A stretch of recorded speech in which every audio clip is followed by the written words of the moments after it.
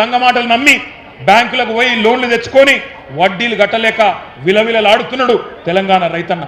ఆఖరికి ఆసరా పెన్షన్ పైసలు వాటిని పట్టుకుంటున్నారు బ్యాంకులోళ్ళు. మీరు ఎకరానికి రైతు బందేస్తే వాటిని కూడా ఆగబట్టుకుంటున్నారు, వాటిని కూడా రుణమాఫీ కింద ఇవాళ కట్టుకుంటా ఉన్నారు అన్నాడు. మరి ఒక ఏడాది కడుపు కట్టుకుంటే కట్టేస్తా అన్నాడు. మరి ఇవాళ వాళ్ళు కడుపు కట్టుకోలే, కాంగ్రెస్ వాళ్ళు కడుపులు కొడుతున్నారు, జనం కడుపుల మీద దంతున్నారు, అందుకే రుణమాఫీ కాలే. బకాసురులాగా ఒక్కొక్కటి అన్ని బుక్క పెడుతున్నారు. ఇసుక బొక్కుతున్నారు, బొగ్గు బుక్కుతున్నారు, బూడిద కూడా బుక్కుతున్నారు. ఆఖరికి ఇక మీ జిల్లా మంత్రులు అయితే చెప్పతరం కాదు. తెల్లారి లేస్తే కమిషన్లు, పర్సంటేజీలు, దందాలు, నాకెంత నీకెంత. ఆఖరికి సమ్మక్క సారక కాడ కాంట్రాక్ట్ల కాడ కూడా కొట్లాడుకుంటారు. ఎవడన్నా గా సమ్మక్క సారక జాతర కాడ 70 కోట్ల కాంట్రాక్ట్ కోసం పొంగులేటికి, సురేఖక్కకు, సీతక్కకు పంచాయతీ. ఏది 70 కోట్లలో నీకెంత నాకెంత, రైతులకు ఎన్నడియాలే, ప్రజల సంగతి ఏంది, ఆ సోయి కూడా లేదు. ఇలా దండుపాలెం ముఠాను మించి దండుకుంటున్నారు, దోసుకుంటున్నారు రేవంత్ రెడ్డి ఆయన కంపెనీ. ఎట్లున్నదయ్యా ఇయాలంటే, ఇంత ఘోరమైన పరిస్థితి ఉన్నదంటే చాలా చాలా బాధాకరమైన పరిస్థితి. రైతుల ఖాతాల్లో వేయడానికి పైసలు లేవట, మీకు పెన్షన్లు ఇచ్చినందుకు పైసలు లేవట, మీకు ఆడపిల్లలకి 2500 ఇచ్చినందుకు పైసలు లేవట, కానీ రాహుల్ గాంధీ ఖాతాలో వేయడానికి మాత్రం జోరుగా పైసలు ఉన్నాయట. ఇక మీకు చెప్పాలని చెప్పిండు, నేను కూడా ఒక మాట చెప్తా. ఒకనాడు తెలంగాణ రైతన్న ఆనాటి నుంచి ఈనాటి వరకు ఎక్కడికి వచ్చిండో ఒక్కసారి ఆలోచన చేయండి. ఒకనాడు అన్నమో రామచంద్ర అని అంబలి కేంద్రాల కాడ దీనంగా నిలబడ్డ తెలంగాణ రైతన్న ఇవాళ మొత్తం దేశానికే బువ్వ పెట్టే స్థాయికి వచ్చిండు అంటే దానికి కారణం కేసీఆర్ గారు కాదా? కేసీఆర్ గారి 10 ఏళ్ల పరిపాలన కాదా? మీరు ఆలోచించమని చెప్పి నేను కోరుతా ఉన్నా. ఒకనాడు తన గుమ్మిలో ధాన్యం లేక గుబులు పడ్డ రైతన్న ఇవాళ దేశం మొత్తానికే పంజాబ్ను, హర్యానాను తలదన్ని వడ్లు పండించి నెంబర్ 1 స్థానంలో నిలబెట్టిన ఇప్పుడున్న యూత్కి, ఇప్పుడున్న జెన్ జీకి తెలియదు. కానీ మన పాతకాలం రైతన్నలకు, మన పాతకాలం రాజన్నలకు, మల్లన్నలకు, మా గోపాలన్నకు తెలుసు. ఆ రోజుల్లో కాంగ్రెస్ ఉన్నప్పుడు ఎంత ఘోరంగా ఉండిన పరిస్థితి. ఏ ఊర్లో చూసినా ఏముండే, నెర్రలు వారిన నేలలు, ఎండిపోయిన పొలాలు, కరెంటు కోతలు, పేలుతున్న ట్రాన్స్ఫారంలు, దొంగరాత్రి కరెంటులు, పాము కాట్లు, పురుగుల మందు దాగి సచ్చే సావులు, కరువులు, కన్నీళ్లు, ఆకలి కేకలు. అట్లాంటి తెలంగాణలో ఇంత గొప్ప చమత్కారం ఎట్లా జరిగింది ఎన్నడన్నా ఆలోచన చేసినరా? అవే భూములు, అవే రైతులు, అవే వానలు, కానీ ఎట్లా జరిగింది మరి అద్భుతం? ఎట్లా జరిగింది అంటే, ఆగమైన తెలంగాణను బాగు చేయాలి అని మీరు ఆదేశిస్తే పెద్దలు కేసీఆర్ గారి నాయకత్వంలో మేమందరం కూడా 10 ఏళ్ళు ప్రాణం పెట్టి పనిచేసినాం, రైతుల కోసం పనిచేసినాం. దుక్కి దున్నటోని దుఃఖం తీర్చాలే, కష్టాలు కడతీర్చాలని చెప్పి రక్తాన్ని రంగరించి, మెదళ్లను కరిగించి అద్భుతమైన పనులకు, అద్భుతమైన పథకాలకు శ్రీకారం చుట్టిండు కేసీఆర్ గారు. ఒక బక్క రైతు కోసం బక్క పల్సని కేసీఆర్ గారి ఉక్కు సంకల్పంతో మనం పనిచేస్తే ఈ విప్లవం వచ్చింది. కేసీఆర్ గారు స్వయంగా రైతు, ఒక రైతు బిడ్డ, మీ కష్టం తెలిసినోడు కాబట్టే ఆయన పని చేస్తే ఎక్కడి నుంచి ఎక్కడికి వచ్చినామో ఒక్కసారి మీరు ఆలోచించమని కోరుతున్నా. నేను ఈ వరంగల్ వేదికగా కాంగ్రెస్, బీజేపీ నాయకులకు ఒక సవాల్ చేస్తా ఉన్నా. 79 ఏళ్ల స్వతంత్ర భారతదేశ చరిత్రలో కేసీఆర్ గారి కంటే రైతులకు ఎక్కువ చేసిన ముఖ్యమంత్రిని ఒక్కరిని చూపెట్టినా ఏ సవాల్ కంటే ఆ సవాల్కి నేను సిద్ధమనే మాట ఈ సందర్భంగా విజ్ఞప్తి చేస్తా ఉన్నా. ఇవాళ నాకు ఒకటి గుర్తొస్తున్నది. ఆ మధ్యన రేవంత్ రెడ్డి ఒకరోజు సవాల్ చేసిండు, మేమేందో మీరేందో రైతులకు ఎవరేం చేసినామో తెలుసుకుందాం రా అని నన్ను సవాల్ చేస్తే హైదరాబాద్లో ప్రెస్ క్లబ్కు పోతే ముఖం సాటేసిండు, పారిపోయిండు. సవాల్ చేసిన సన్నాసి జడుచుకున్నాడు, జారుకున్నాడు. ఆయన పరిస్థితి ఏంటంటే రేవంత్ రెడ్డి గారికి కూడా తెలుసు, మళ్ళా గెలవడం తెలుసు. కాంగ్రెస్ను 100 ఏళ్ళు మళ్ళీ ఇక్కడ మళ్ళొక్కసారి మొలకెత్తనీయడు తెలంగాణ రైతన్న అనే మాట కూడా రేవంత్ రెడ్డికి తెలుసు. అందుకే నేను గుర్తు చేస్తా ఉన్నా మీకు, కేసీఆర్ గారి నాయకత్వంలో ఈ రాష్ట్రంలో ఒక విప్లవాన్ని సృష్టించినాం.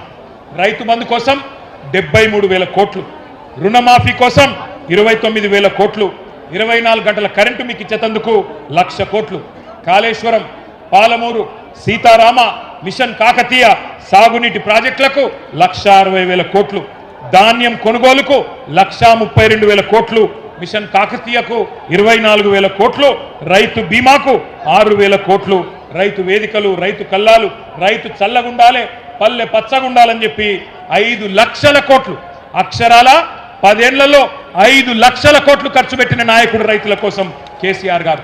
అందుకే దేశానికి తెలంగాణ అన్నపూర్ణగా అవతరించింది. ఎకరానికి 3 లక్షలు పల్కని భూమి 30 లక్షల రూపాయలు దాటింది. ఇవాళ భూముల విలువ అట్లే ఉందా? వరంగల్లో భూముల విలువ తగ్గిందా పెరిగిందా? ఇది వాస్తవం. రైతుకు కేసీఆర్ వచ్చినాక గుండె ధైర్యం పెరిగింది. ఆత్మహత్యలు ఆగినాయి. అప్పులు తెచ్చి కేసీఆర్ ఏం చేసిండు అంటే గిన్ని పనులు చేసిండు. మరి ఇలా నేను అడుగుతున్న కాంగ్రెస్ నాయకులను, మీరు 2.5 ఏళ్లలోనే 3,70,000 కోట్ల అప్పు చేసిండు. ఏం చేసిండ్రు? మరి ఎవరిని ఉద్ధరించిండ్రు? రుణమాఫీ చేయలే, రైతు బంధు ఇయ్యలే. మరి ఎవరిని ఉద్ధరిస్తున్నారు? ఈ పైసలన్నీ ఎక్కడికి పోతున్నాయి ఆలోచించండి. ఇంకొక మాట కూడా దయచేసి నేను గుర్తు చేస్తా ఉన్నా. పచ్చగా ఉన్న తెలంగాణలో ఏపుగా పంట ఎదుగుతున్న టైంలో చీడ పురుగుల్లాగా కాంగ్రెస్ వాళ్ళు సొచ్చి మరి మొత్తం దేశం మొత్తం మర్చిపోయిన పార్టీ కాంగ్రెస్. దేశం మొత్తం వదిలించుకున్న దరిద్రం కాంగ్రెస్. మరి మనోళ్ళు తెచ్చి నెత్తి మీద పెట్టుకున్నారు. నెత్తి మీద పెట్టుకున్న పాపానికి ఇలా భూముల ధరలు పడిపోయినాయి, ఆగిపోయిన ఆత్మహత్యలు మళ్ళా మొదలైనవి. ఇప్పుడు ఇక్కడికి వస్తుంటే వార్త వచ్చింది, మంచిర్యాల జిల్లాలో లక్షెట్టిపేటలో ఈరోజు పొద్దున్నే వరి కొనుగోలు కేంద్రంలో గోడ కూలిపోతే 4 రైతులు అక్కడనే చచ్చిపోయారు. రంగారెడ్డి జిల్లాలో గౌరయ్య అనే రైతు వడదెబ్బ దాకి సెంటర్లనే అక్కడనే చచ్చిపోయాడు. మన మహబాద్ జిల్లాలో డోర్నకల్లులో ఎంకన్న అనే ఒక రైతు ఆడ వర్షం వస్తుందేమో అని చెప్పి ఆగమాగం అటు ఇటు ఉరుకుతుంటే వర్షము పిడుగులు పడి అదే సెంటర్లో అక్కడనే కుప్పగూలు చచ్చిపోయే పరిస్థితి వచ్చింది. ఇవాళ వాస్తవం ఏంటంటే ఎరువులు ఇచ్చే తెలివి లేదు. ఒక్క యూరియా బస్తా కోసం ఆగమాగం చేసిండ్రు రైతన్నలు. వానల్లో ఎండల్లో పడిగాపులు కాసేటట్టు రోడ్ల మీద ఇబ్బంది పెట్టి మరి చెప్పులు మళ్ళీ లైన్లో పెట్టే పరిస్థితి వచ్చింది. తోక్కిసలాటలు, తోపులాటలు ఇవన్నీ మీకు తెలిసిగా నేను చెప్పాల్సిన అవసరం లేదు. నేను మీ అందరినీ ప్రార్థించేది ఒకటే, ఎన్నడూ అనుకోలే మళ్ళా చూస్తామని. వెనుకటి రోజులు మళ్ళా తెస్తాం, మళ్ళీ తీసుకొస్తామంటే ఏదో అనుకున్నాం. కానీ వచ్చినాయి వెనుకటి రోజులు మళ్ళా. పోలీస్ స్టేషన్లల్లా ఫైర్ స్టేషన్లల్లా ఇత్తనాలు వంచే రోజులు, యూరియా బస్తా వంచే రోజులు మరి మళ్ళా వచ్చినాయి. అందుకే మీ అందరినీ నేను పేరు పేరున కోరేది. ఇప్పుడే మా లింగంపల్లి కిషన్ రావు గారు వచ్చి యాద్ చేస్తున్నాడు. యాప్ పెట్టిందట. యాప్ యూరియా అనట షాపులో లేదు కానీ యాప్లో పెడితే వస్తుందట. గోపాలన్న చెప్పి విన్నారు కదా మీరు. ఎంతమందికి ఉంటుంది స్మార్ట్ ఫోన్, ఎంతమందికి ఉంటుంది యాప్ డౌన్లోడ్ చేసే తెలివి, ఎంతమందికి ఉంటుంది యాప్ను వాడే తెలివి. అందుకే ఈ రైతు సదస్సు వేదికగా ప్రభుత్వాన్ని డిమాండ్ చేస్తున్నాం. వెంటనే యాప్ల పేరిట జరుగుతున్న నాటకాలు రద్దు చేసి యథావిధిగా షాపుల్లో వెంటనే యూరియా అందించాలని చెప్పి మీ అందరి చప్పట్ల మధ్యన ఈ ప్రభుత్వాన్ని డిమాండ్ చేస్తూ ఉన్నాం. అట్లాగే ఇంకొక విచిత్రమైన విషయం, పైన ఢిల్లీలో బడేబాయి ఉన్నాడు కదా, బడేబాయి, ఆ బడేబాయిని చోటేబాయి నకలు కొడతాడు. బీజేపీ వాళ్ళు కూడా ఆ మధ్యకాలంలో కిసాన్ యాప్ అని తెచ్చింది ఒకటి, కిసాన్ కపాస్ యాప్ అని. దాన్ని పత్తి రైతుల కోసం పెట్టింది. అందులో నేను ఆదిలాబాద్ పోయినా ఒకరోజు, ఆదిలాబాదు ముదోలా ప్రాంతంలో పోతుంటే మనం బయలుదేరినాక భయపడి అప్పటిదాకా ఉన్న సీలింగ్ను 7 క్వింటాలు సీలింగ్ పెట్టిండ్రు అందులో పత్తి రైతులకు. అది ఎత్తేసి మళ్ళా కొనుడు మొదలు పెట్టింది. మరి ఇవాళ రేవంత్ రెడ్డిని కూడా నేను గుర్తు చేస్తున్నా. మోడీ అంతటోడే దిగొచ్చిండు రైతుల దెబ్బకు. 4 నల్ల చట్టాలు తెచ్చి రైతుల గొంతు కొయ్యాలని చూస్తే ఢిల్లీని చుట్టుముట్టి దిగ్బంధించి మోడీ సంవత్సర కాలం తర్వాత క్షమాపణ చెప్పేటట్టు చేసిన ఘనత ఈ భారతదేశంలో ఉండే రైతన్నలది. నువ్వెంత, నీ స్థాయి ఎంత అని చెప్పి నేను అడుగుతా ఉన్నా. అట్లాగే ఇక మీకు కొనుగోళ్ల గురించి అయితే నాకంటే బాగా మీకే తెలుసు.